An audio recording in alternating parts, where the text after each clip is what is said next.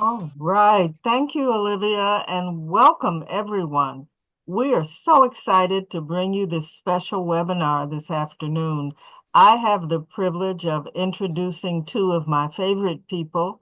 I have been honored to collaborate and work with them for over a decade. And Rachel Godsil is the Distinguished Professor at uh, Rutgers Law School. She is the um, principal of Perception Strategies, LLC, and a co-founder of the Perception Institute. And she and Dushaw Hockett have been working together for some time. Dushaw Hockett is the founder and executive director of Spaces. He is also the interim executive director of the Perception Institute. He's had a long history of leading for social justice causes and has sat on many boards, but you have their complete bios that were sent to you in advance, and they'll also be on our Mighty Networks webpage. So without further ado, I'm going to invite Dushaw to start the presentation. Thank you, Dushaw. Yeah, thank you, Gail. And friends, I want to thank the collaborative for inviting us to be here. I want to thank all of you for hopefully receiving us with nothing but overwhelming love and support. We will see where you are in the next hour and see if that's the case.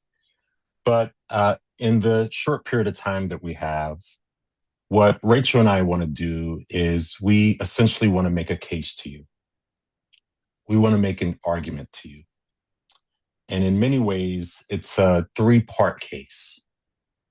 So, number one, we want to make the argument to you that over the next few years, if we are going to do big things in this country with respect to policy, systems, and structures, it will require that we be able to communicate with and bring together people who don't look alike in terms of race and physical characteristics, people who don't think alike in terms of worldview, perspective, ideology, people who don't talk alike in terms of language and dialect, and people who haven't lived alike in terms of their lived experiences. And it will require that if we're going to do big things in this country, we will need to do that in ways that we've never done before. So that's number one. Number two, at the Perception Institute, we have developed two new tools, goal framing and ideology mapping, what we also refer to as perception mapping, both grounded in empirical research that we believe can be used in service of that first argument.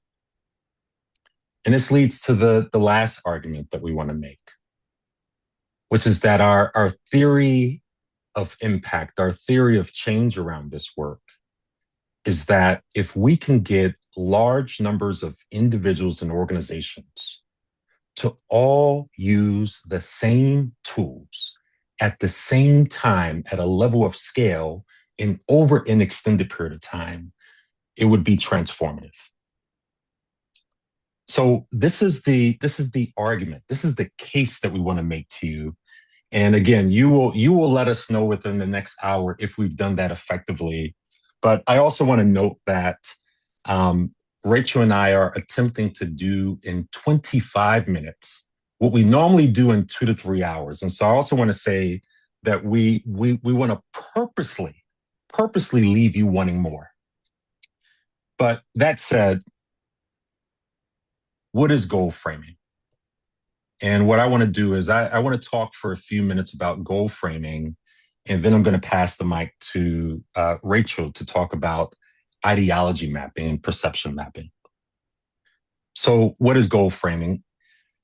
Simply defined, it is the practice of crafting policy goals, speeches, stories, messages, video content, other communications content, and doing so in a way that allows diverse constituencies to see bits and pieces of themselves, bits and pieces of their story in the larger narrative. And in the process, allowing us to build broader bases of power so that we can win things together that we can't win apart. Goal framing is also an alternative to disparity framing. And as everyone in this space knows, disparity framing uses the advantage versus disadvantage frame. It uses the compare and contrast frame. And so it's maternal and infant mortality rates for Black women in comparison with white women. It's high rates of asthma, diabetes, and hypertension for Black and Hispanic populations in comparison with white populations. It's low life expectancy rates for those who live in rural areas in comparison with those who live in big cities. But here's the thing, friends, and this is sort of the essence of the argument that we want to make. In the research that we've done over the past 10 years, we have found that disparity framing is fundamentally ineffective. Mm-hmm. And for three reasons. And I also want to say, for the most part, because I want to be careful not to overgeneralize. So for three reasons. So number one, in our research, we have found that disparity framing, for the most part, reduces public support for many of the issues that we champion, in some cases by at least 25%. Number two, it reinforces a sense of hopelessness and despair within many of the communities that we seek to organize. And I was just with a housing group last week, and I told them the story about my early days doing housing organizing in Brooklyn, New York. We were at a meeting with a group of leaders to push back against the demolition of a public housing development. And one of the residents in the back of the room raised their hand and she says, "Listen, Dushaw, I just want to tell you, housing going to do what housing going to do, period." And the woman who was the president of the resident association leaned over to me and she said, "This isn't an organizing gap." She said, "This is a hope gap." She says, "It's not an organizing gap, it's a hope gap." And then finally, what we've documented in our research is that disparity framing, it reinforces negative and prevailing stereotypes about the people and programs that we seek to champion. But there is an exception to this. And the exception is that we found in our research that this does not apply to those of us who are diehard activists. And what we found is that for those of us who live and breathe this work every single day, disparity framing continues to be a source of motivation and moral urgency. But again, what our research has documented is that this is not the case for the broader public. And so in many ways, goal framing argues that there is a more effective way to frame issues. But it requires that we use these 5 elements that you see on the screen right now, and that we use them in sequence. And friends, I want to be really, really clear about something. So number one, we are not making the argument for a universal only frame. Goal framing is both universal and it's targeted. And then second, we are not making an argument that we avoid using data and stories that talk about harm. Again, the argument that we're making here is around sequencing. It's around sequencing. And so what I want to do is I want to lift up 2 of the elements of the 5-part goal framing strategy, because in many ways, they're the most important. And so the first is around acknowledgement. And it's about acknowledging where your audience is in terms of emotions and attitudes and beliefs. And in many ways, This is the old school organizing principle of starting where people are versus where we want them to be. And for those of you who are familiar with the work of Robert Gass at the Social Transformation Project, Robert captures this quite effectively when he talks about the three dimensions of the wheel of change. And for those of you who are familiar with the wheel of change, you may remember Robert makes the argument that one of the reasons why it's been difficult for us to achieve durable transformation, both within our organizations and within society at large, is because we don't adhere to the three dimensions of the wheel of change. And those three dimensions are systems and structures, hearts and minds, and individual behaviors. And Robert makes the argument that so often we want to focus on systems and structures, or we want to focus on individual behaviors, but we tend not to focus on all three dimensions.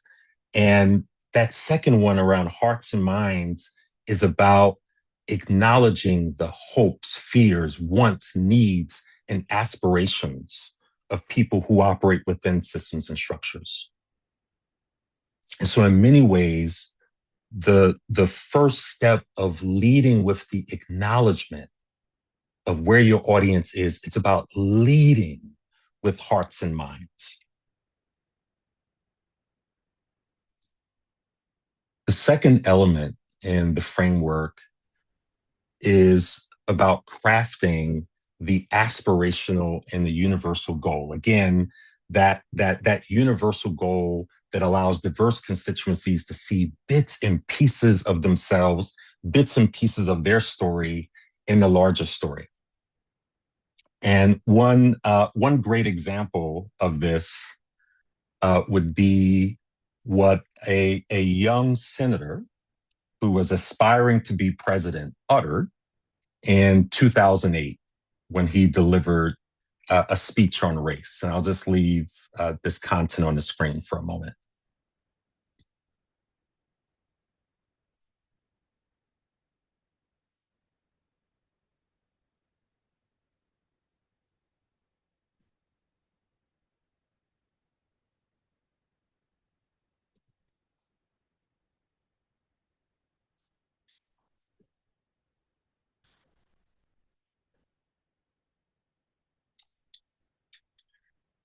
So, friends, the final thing that I want to say on goal framing before I pass the mic to Rachel, and again, we are purposely leaving you wanting more because we also want to have some conversation about this.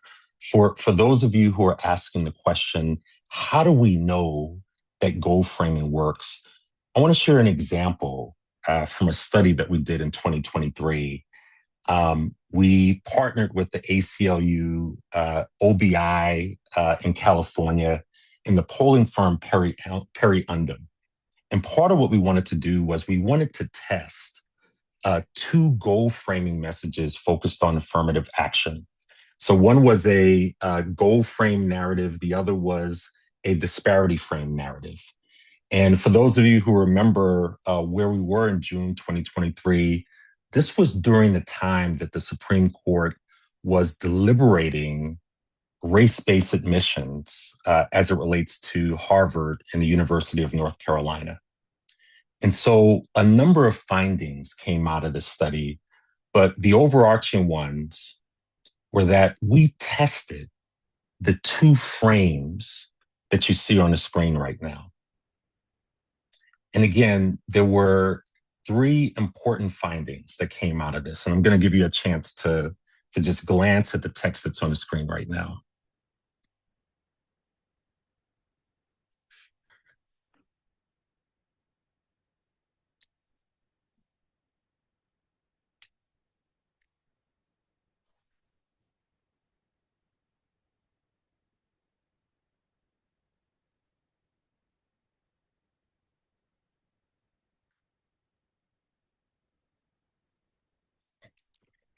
And so what came out of this study, again, were three things.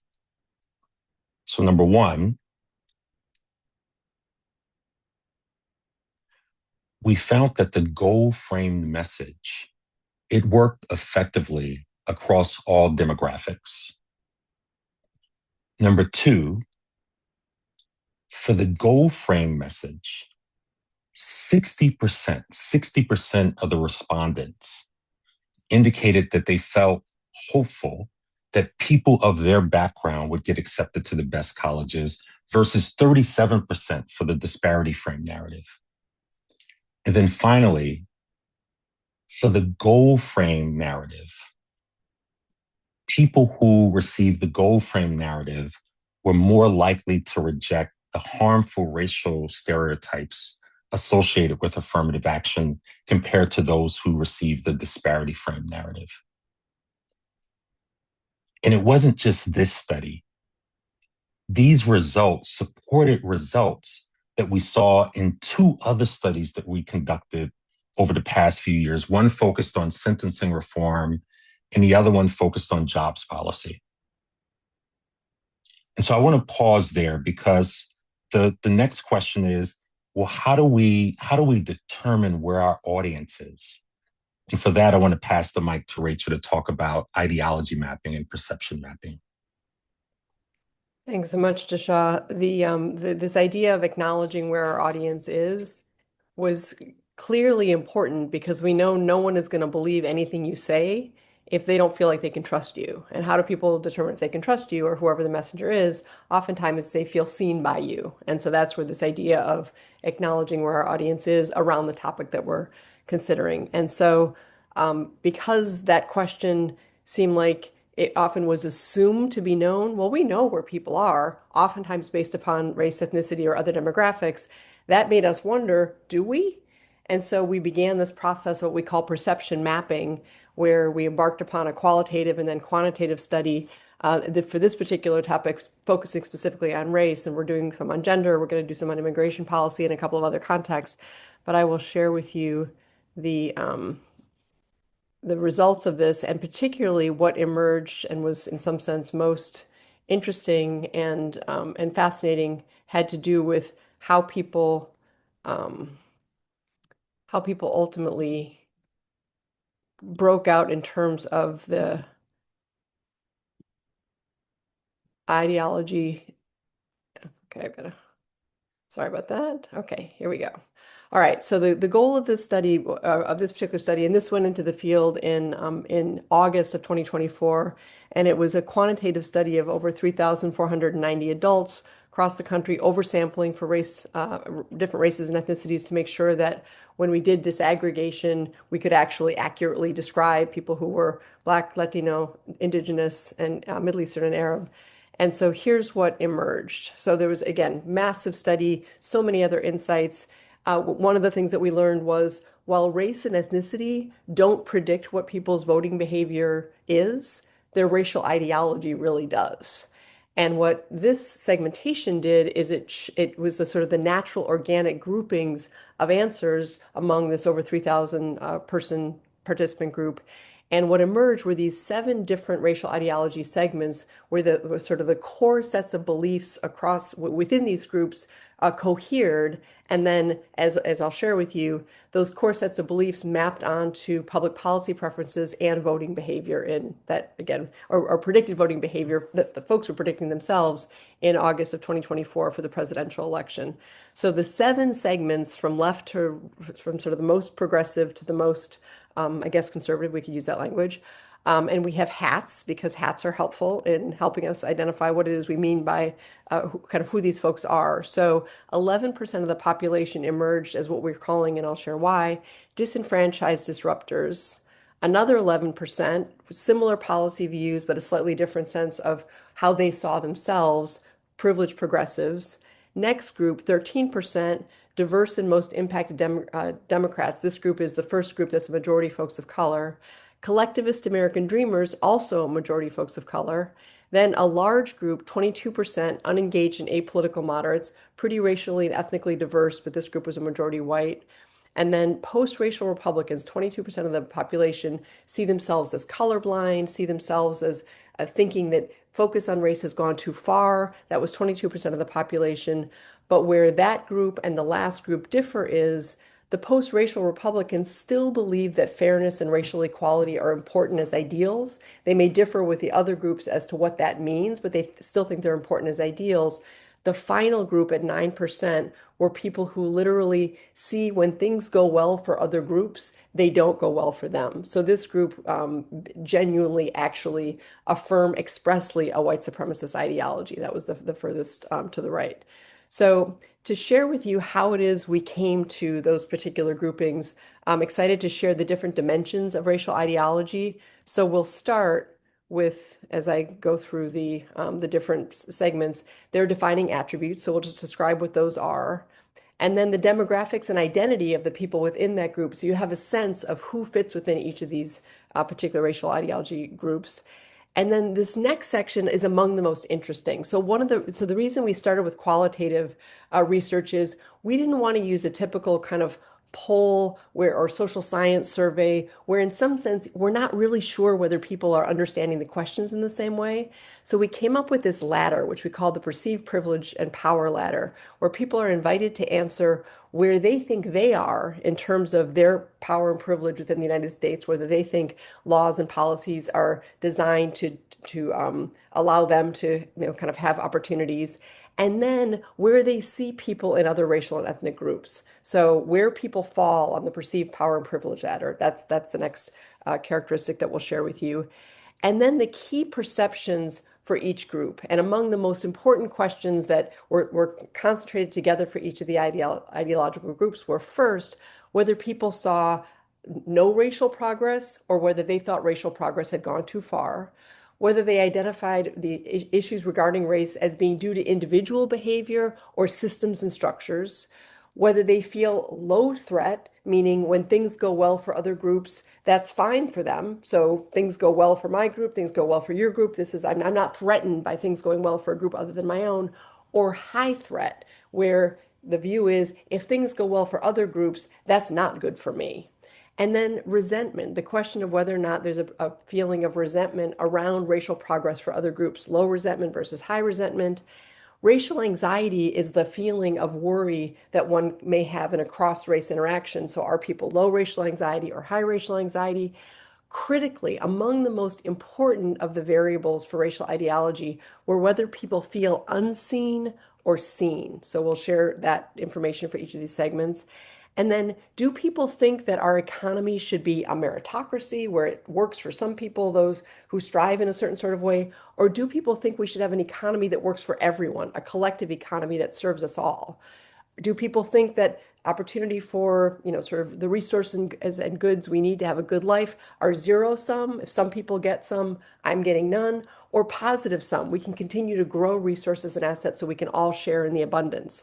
And then finally, do people see the system, the American governmental system, as something that works, or do they think of it as something that needs to be disrupted? So these are the different perceptions that differ among the different groups. And then what we'll share with you is how those particular systems are mapped onto these key policy questions. Do people believe in improving racial equality? Is that important to them? Do they believe in taxing the rich or not? Do they think we should support a safety net programs? Do they think we should support gun rights? Do they think there should be a deportation of undocumented individuals? Are they tough on crime or do they believe in rehabilitation? And then the next question was, do they think the candidates for presidential election in 2024 care about people like them? And finally, their likelihood of planning to vote in the upcoming election. So these are going to be for each of the segments, we'll share this data. So first are the two most progressive profiles.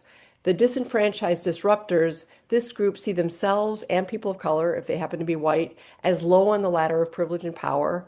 They think that systemic issues are the reason that issues of race continue to be of concern. They don't feel represented or set up for success. They think we should have a collective economy. They have a positive sum mindset, and they have very, very progressive policies. This group, interestingly, is 55% white, 18% black, 17% Latino, 7% AAPI. Majority are Democrats, a majority are under 50. Significant majority have less than college education, make under 60,000. Race is important to their identity.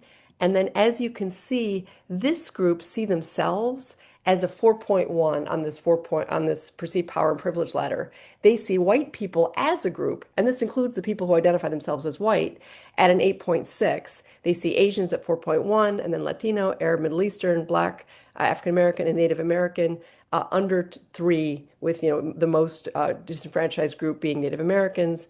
So this group sees themselves and people of color as being far, far, far below white people in perceived power and privilege in society. They think there's not been enough racial progress. They think it's systems, not individuals. They're low threat. They're low resentment. They don't have a lot of racial anxiety. They feel deeply, deeply unseen. They think we should have a collective economy. They think we should be positive sum, abundance for everyone. And they think the system does not work. And then when you look at their policy views, 100% of these people think improving racial equality is the most important of these policies. They think we should tax the rich. They believe in social safety net programs. They are not, significant majority do not support gun rights. Very few people think undocumented individuals should be deported, and even fewer think we should be tough on crime. 94% of these people thought they would vote for candidate Harris, and 87% of these people plan to vote. So that's this most progressive of groups. This next group, interestingly, they're tied for the most progressive segments. The difference is a large majority are white, and they see their own privilege and power. They see systemic issues and collectivist positive mindset. 89% of these folks are white. A slight majority are women. Majority are college educated, making far more than $60,000 a year. Democrats. And this group sees themselves at a 7, perceived power and privilege. I'm doing okay. This group likely would be me, let's be honest. I see white people as a group, if we're making this into me, at an 8.6. And then I see other groups, folks of color, far down that ladder.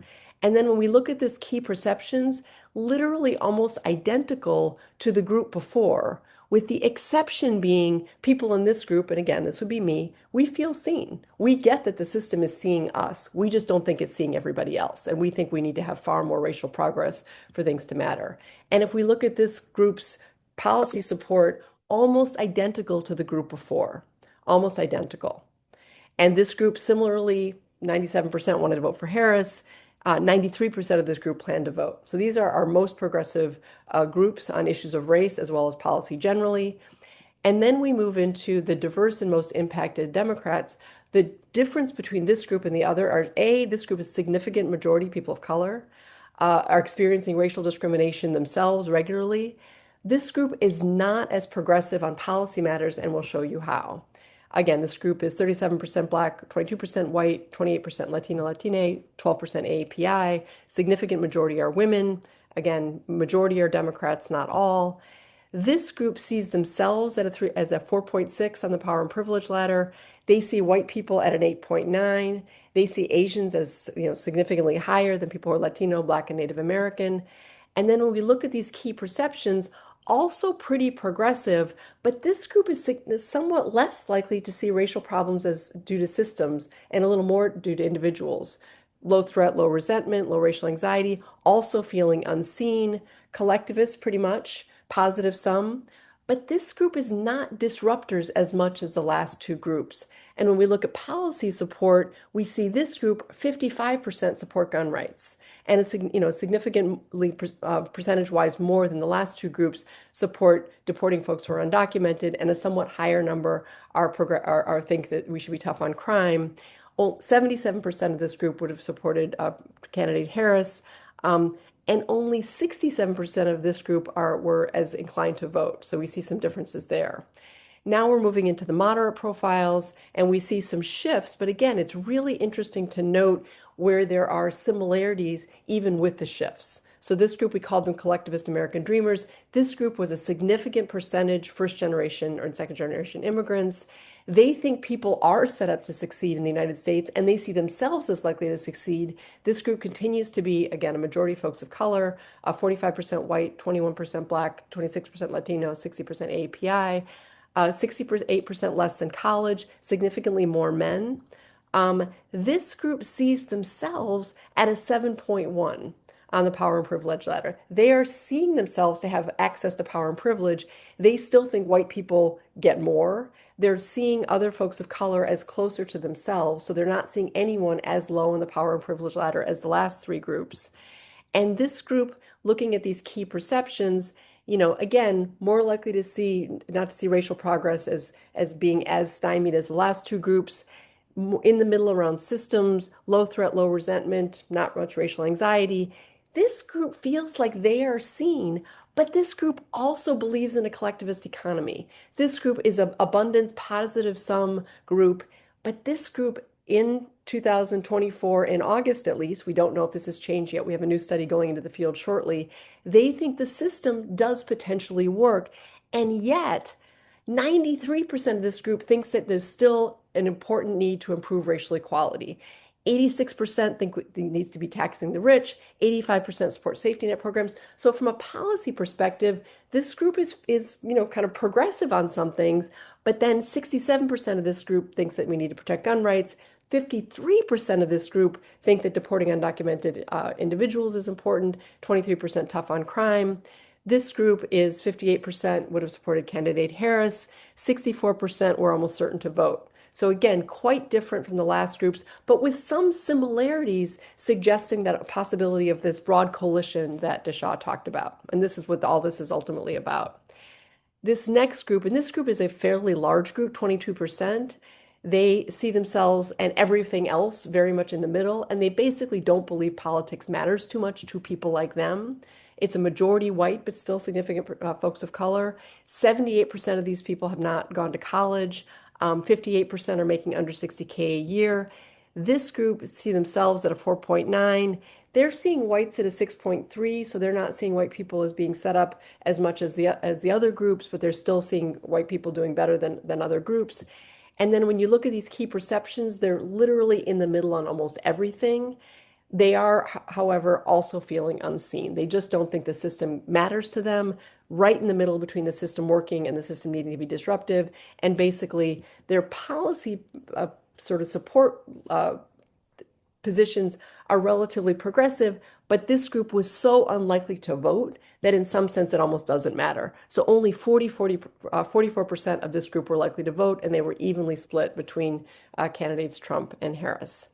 Now we're moving from the moderates into what we would call the conservative profiles. And this group is a majority white, majority identify themselves as Republican. They believe that equal opportunity exists.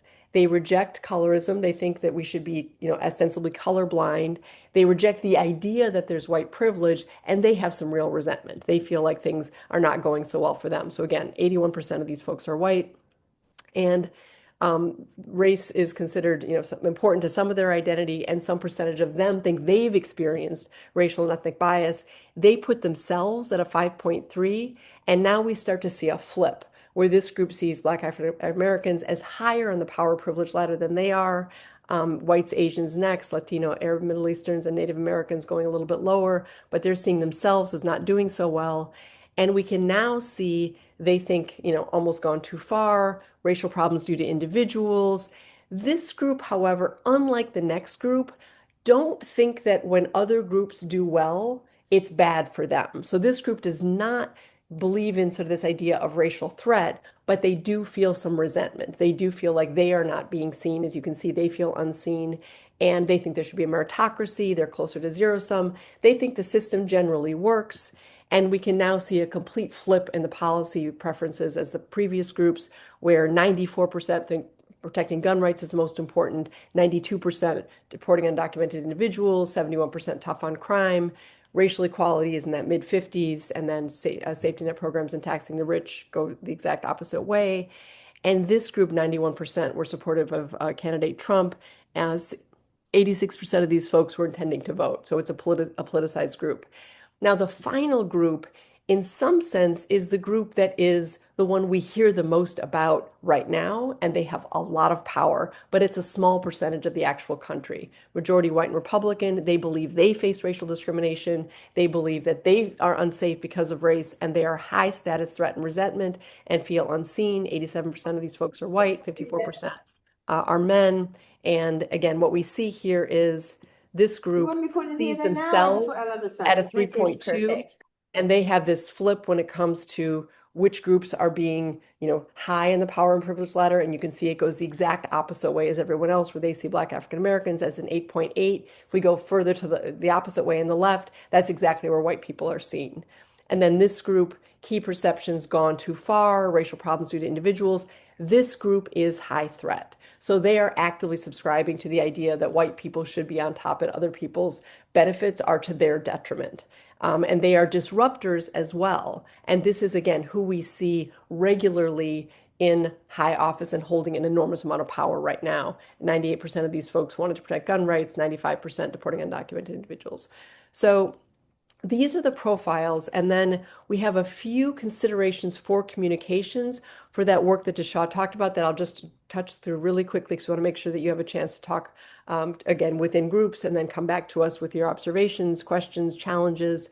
But the progressive profiles, each of these groups in some sense is seeing the world through a different lens. As Dushaw sometimes says, they have a different political love language.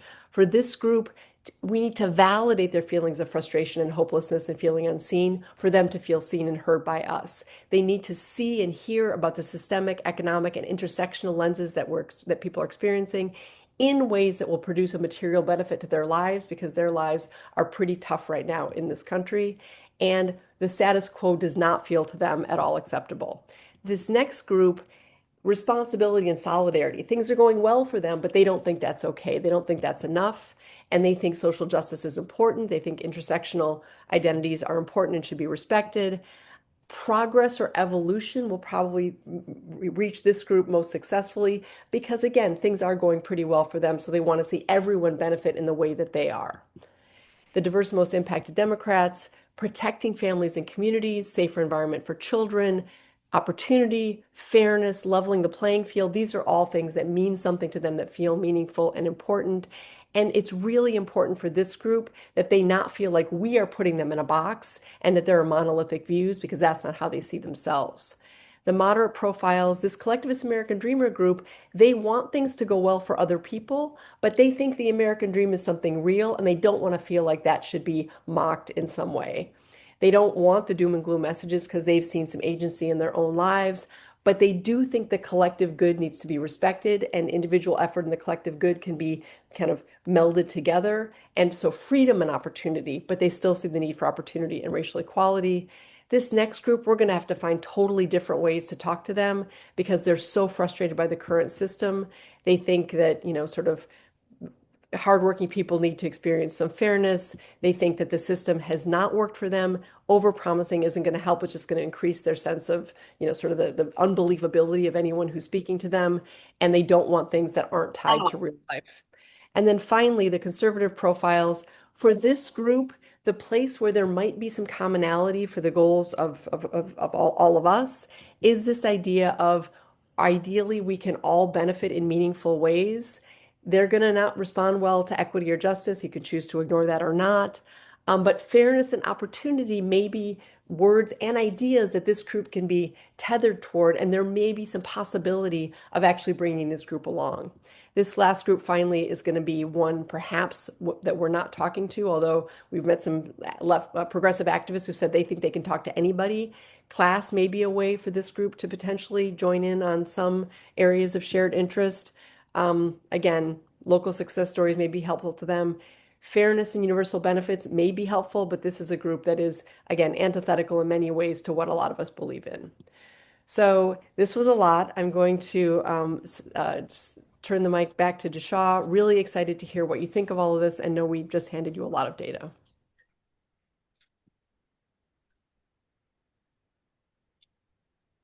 So, friends, before we open it up, Rachel and I want to give us a chance to talk with each other before we come together as a full group.